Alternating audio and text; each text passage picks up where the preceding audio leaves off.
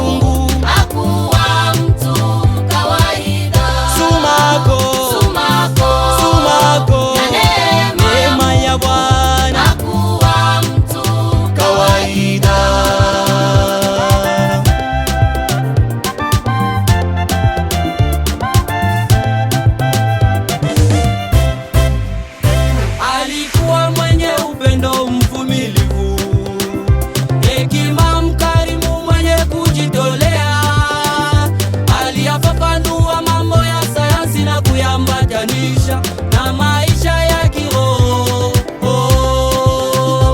Alikuwa mwenye upendo, mvumilivu, hekima, mkarimu, mwenye kujitolea. Aliyafafanua mambo ya sayansi na kuyambatanisha